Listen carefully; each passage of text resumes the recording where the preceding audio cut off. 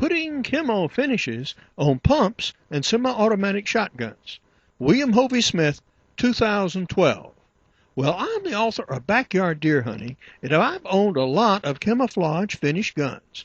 These include factory guns, replacement stocks, taped-on pieces of cloth, and cloth covers. But this is the best thing that I've found.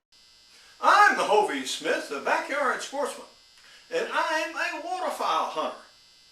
And if you are going to shoot some of these new high-velocity waterfowl loads, like these Remingtons, which peak out at 1,700 feet per second, compared to 1,400 feet per second, out of a lightweight gun like this Mossberg 512 gauge 3-inch, you need to do a couple of things. The first is to increase the weight of this gun. This gun has an aluminum receiver, which makes it light and handy to haul around, but it generates too much recoil with high velocity loads. So I do the same thing with this gun as I do with the Mossberg 835, which is a 3.5-inch gun.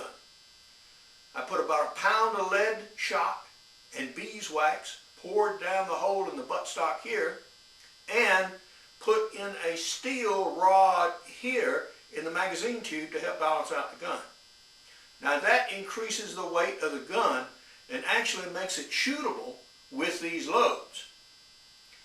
Another thing to do is, of course, this gun is shiny and bright, a little too bright, and you can now put a camo cover on it.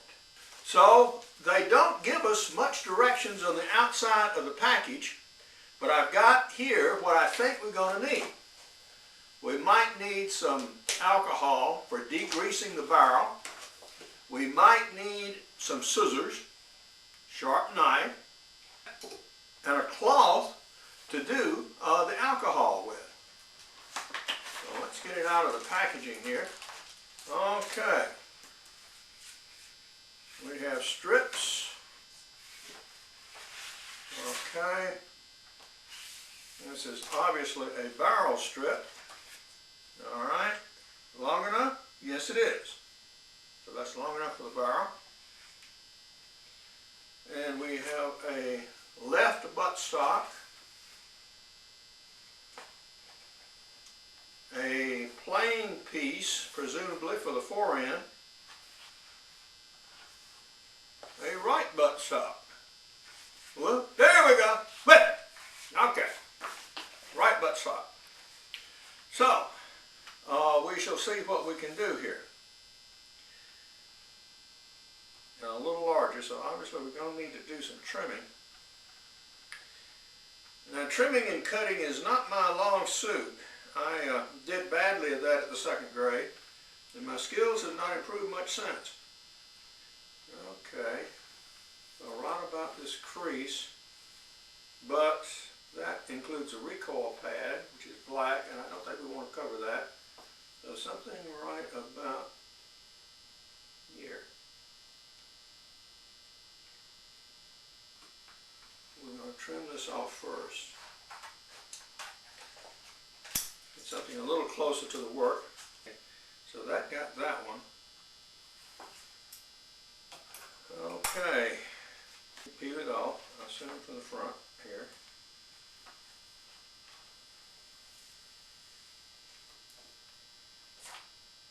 Okay. Getting desperate here. When you're applying films of any sort, you want to go in one direction. Orientation here. Lining up with the front now.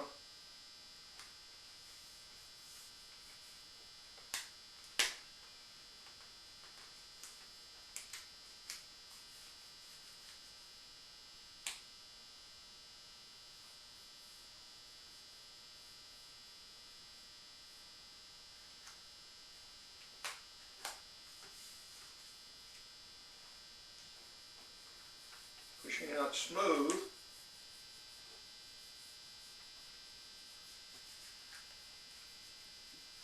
Alright, that's indexed across the center.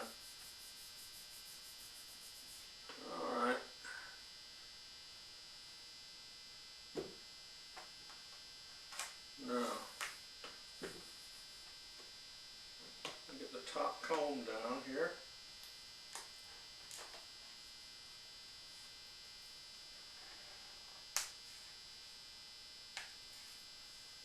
A little pucker there we're going to have to cut.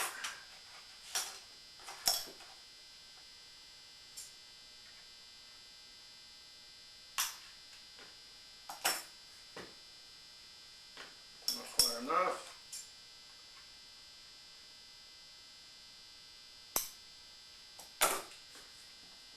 Okay, wrap over the top.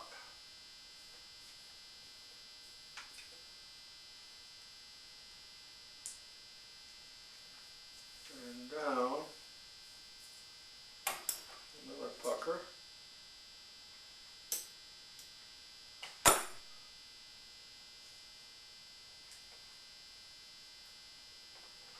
Yeah, these curved surfaces right here will require some overlap. Another one here.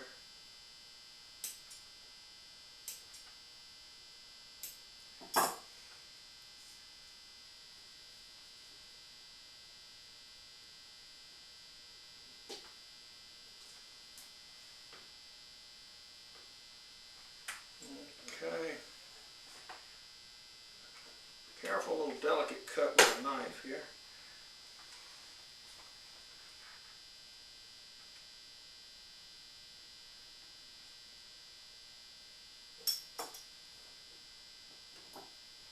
Start it with the scissors even.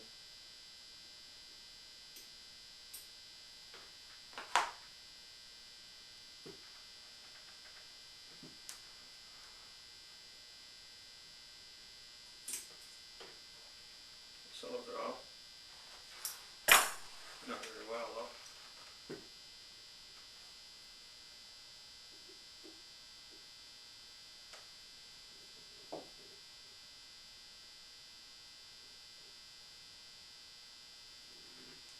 Got it going, got it going, got it going, gone. Alright, so that's what you need to do. Yeah, knife blade is very definitely the tool to use here for your trimming. Alright, so that has one side done. Well, I'm going to go ahead and do the other one, and then we're going to try to tackle the barrel and fore-end.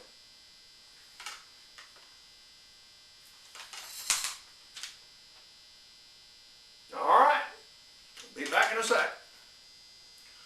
This kit also has pieces to cover the right and left hand side of the receiver. So we're going to try these now. There are slight differences in receiver sizes between various pump and semi-automatic shotguns. As you can see, this is quite large. All right. The center here, fix.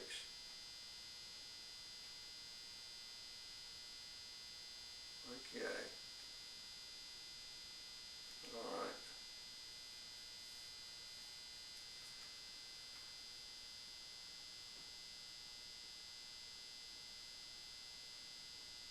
Cut a little in front.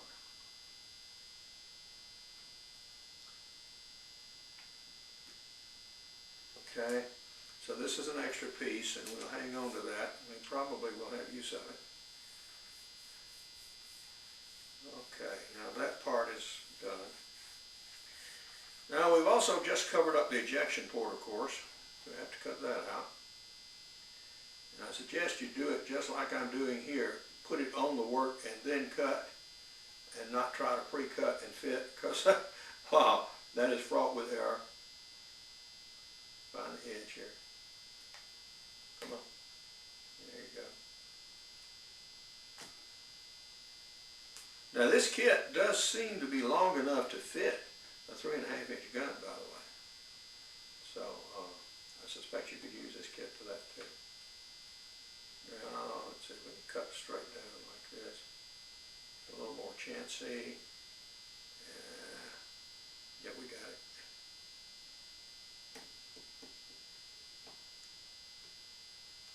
Okay, set hole, and now we have an edge up and cut that smoothly. All right, not the best I've ever seen, but it'll do. All right. Now we can come down here. And we also have a loading port on the bottom here. Need to cut out. Okay, that looks reasonable.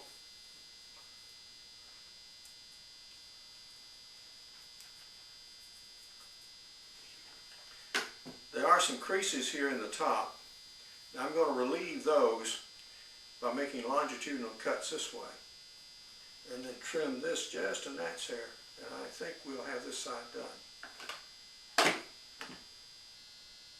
Fore-ends differ greatly in size on pump and semi-auto shotguns.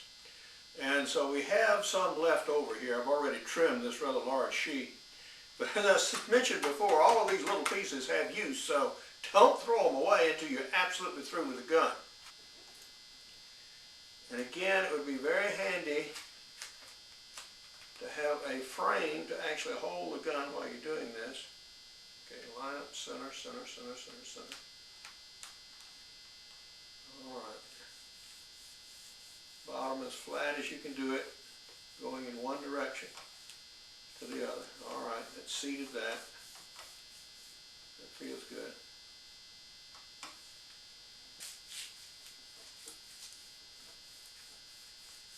Oh, there's a crease.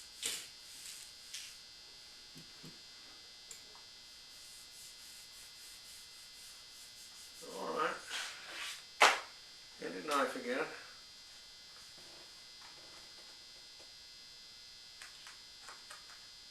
This time you want to leave a little over the top to actually wrap around. So we want to cut not up against, but parallel to.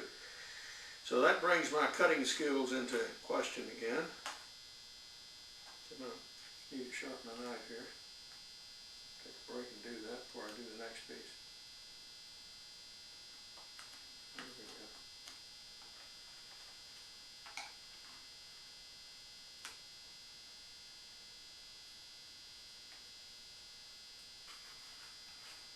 Okay.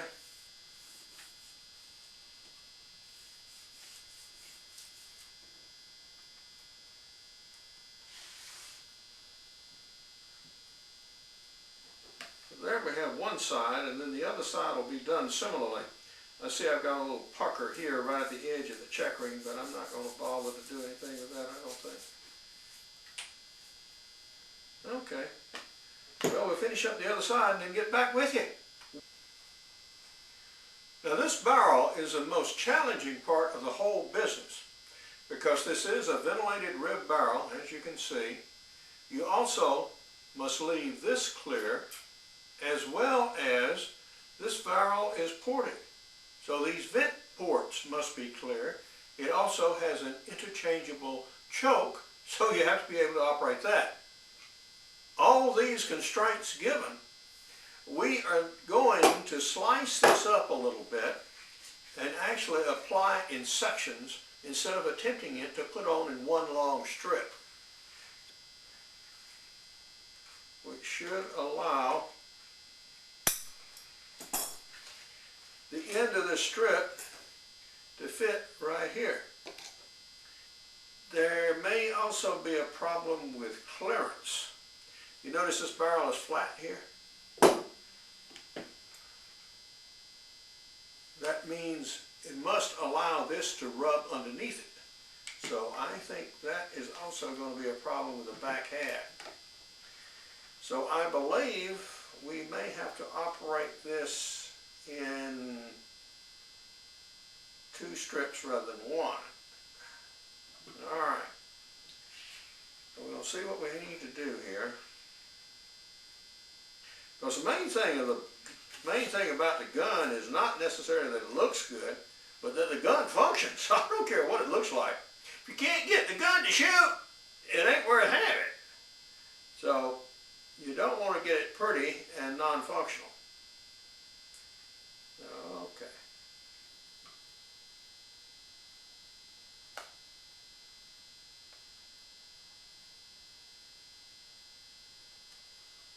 Now it's also quite true that this barrel is tapered.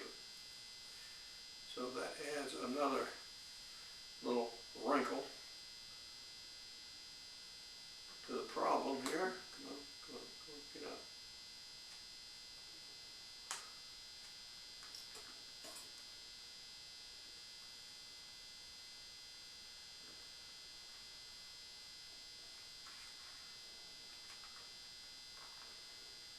Trying to pull the wrinkles out as I go. All right. Now we're coming down to the part here where it needs to be relieved. So we're going to try to cut some of that away.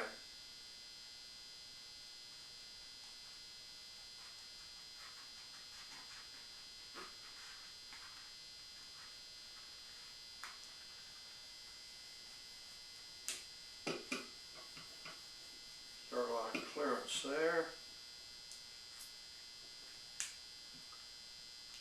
Pull the wrinkles out, try.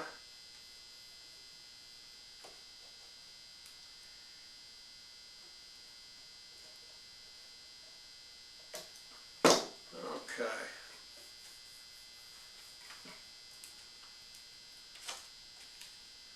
All right. Okay, that's halfway covered. So we're going to do exactly the same thing with this end of the barrel, and then cover this gap and leave a hole for that. We have finished our project. And here is the barrel. And we have also finished the stock and the fore-end. And I put a little on the magazine tube here at the end. But you don't want to put too much here because you have to have clearance. So I don't want to camouflage that all the way down. So we will see if it puts together again.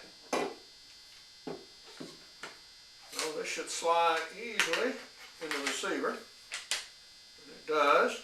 All right. And screw down. And it does. Okay, one click back.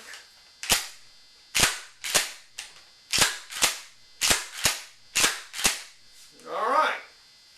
I think we have a success. So one side, top, bottom. The functional areas such as around the safety, the magazine tube, and of course the ejection port, and the loading port, and the moving parts of the fore-end, yeah, you don't want to bother with putting camouflage on that because you'll probably gum up the mechanism more good than it will do. But yeah, I think I can shoot ducks and geese with this, so we're going to go try.